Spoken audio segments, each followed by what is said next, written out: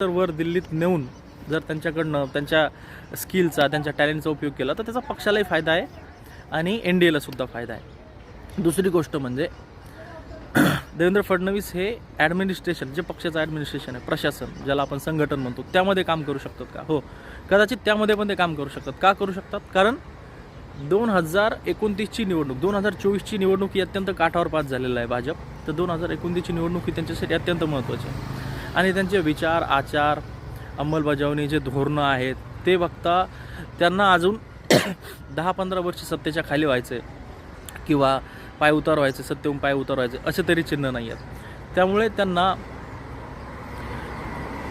नरेंद्र मोदी, अमित शहा, योगी, देवेंद्र फडणवीस या 4-5 जणांच्या चेहऱ्यांमध्ये जर थोडा सॉफ्ट, इन्क्लुझिव्ह, सर्वसमावेशक जर चेहरा बघितला तर देवेंद्र फडणवीस यांचं नाव समोर येतं. त्यामुळे महाराष्ट्रामध्ये, खास करून महाराष्ट्रामध्ये जर त्यांना देशाचं जर पक्षामध्ये नेतृत्व भेटलं तर ते मोठंच भेटेल, त्यात काही डाऊट नाही.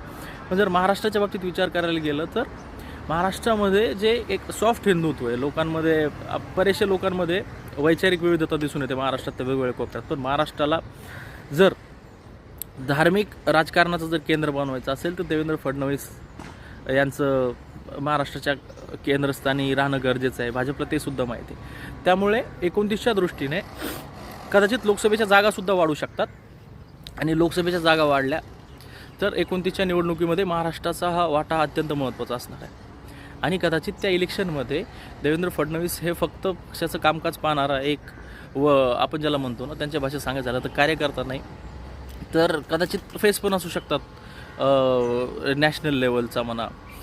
त्यामुळे ही एक गोष्ट आहे की 2029च्या दृष्टीने महाराष्ट्राचं जे ओव्हरऑल पॉलिटिक्स आहे किंवा साऊथमधलं पॉलिटिक्स आहे, जिथे हिंदुत्वाच्या राजकारणाला किंवा जिथलचं जे मूळ राजकारण आहे ते मूळ राजकारण बाजूला सारून, जसं महाराष्ट्रामध्ये पुरोगामित्वाचं राजकारण बाजूला सारून हिंदुत्वाचं राजकारण हे अधिक मजबूत करण्यासाठी सुद्धा देवेंद्र फडणवीस यांना सांगितलं जाऊ शकतं, जेणेकरून 2029मध्ये जास्तीत जास्त लोकसभेच्या जागा महाराष्ट्रातून भाजपच्या म्हणा किंवा एन डी एच्या जाऊ शकतात. थँक्यू.